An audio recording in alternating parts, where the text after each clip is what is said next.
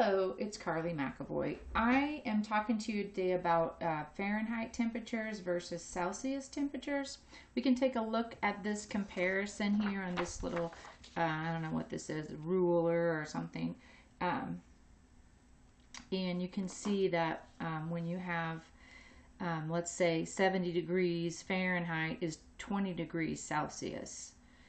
0 degrees is about 30, and actually we know that Celsius water freezes at 0 degrees, and for Fahrenheit it's 32 degrees. You can see that those line up. So it's nice to be able to kind of have an idea of what these Celsius temperatures say. If somebody said it was 40 degrees Celsius, you could know that it was very hot, like in a desert or something. So here's a little rhyme that may be helpful. 30 is hot, 20 is nice, 10 is chilly, and 0 is ice. 30 is hot, about 85-ish.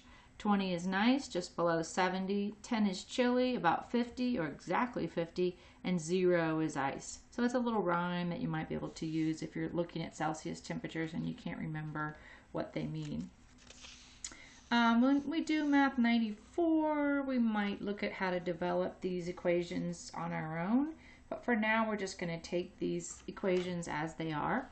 If you have a Fahrenheit temperature, you can plug it into this formula to get the Celsius temperature.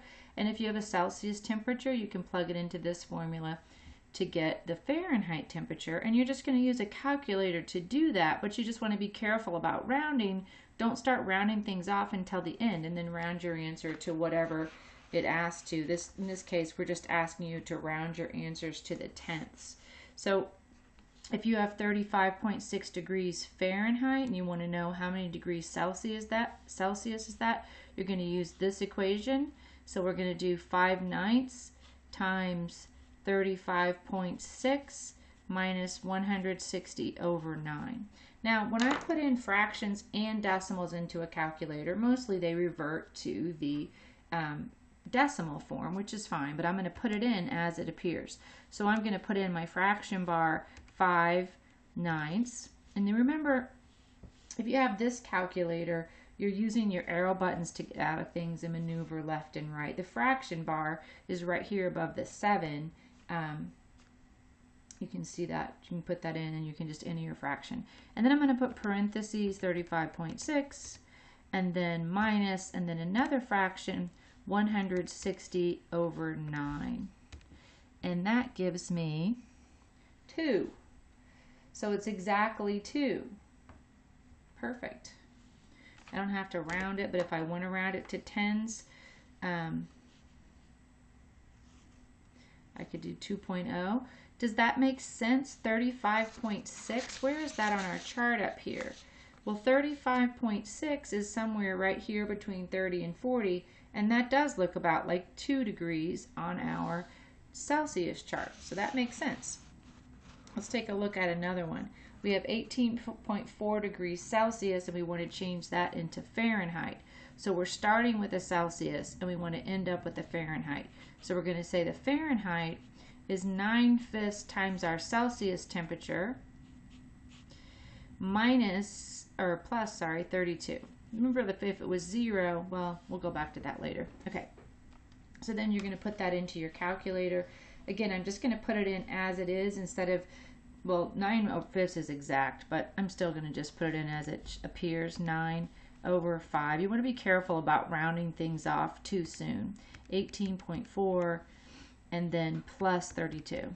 And that is 65.12, and since they asked for it to the nearest tenth, I'm going to say 65.1 degrees. And I could have said that here too. It was 1, 2, I could do this.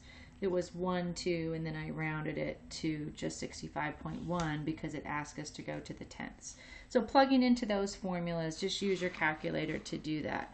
What about 200 degrees Fahrenheit? What happens at 200 degrees Fahrenheit? At 200 degrees Fahrenheit, water boils. When does water boil at Celsius? 100. So we should be able to find that if we do this 5/9 212 minus 160 over 9, Well, I would expect to see 100 if this was correct, and our chart up there didn't go that high. But I'm going to do 5/9 times 212 minus 160 over 9, and I get 100. So that worked out, right? That's the boiling point for Celsius is 100, and for Fahrenheit is 212. What about 0 degrees Celsius? Well, that should be a pretty easy one. We know that we saw it up there, 32 degrees is the freezing point for Fahrenheit. So if I do 9/5 times 0 plus 32, what we see is that that becomes 0, and I just get 32. So it would be 32 degrees Fahrenheit. So those are good ones to know, the boiling point and the freezing point. Okay, that's it. We'll see you next time. Have a great day.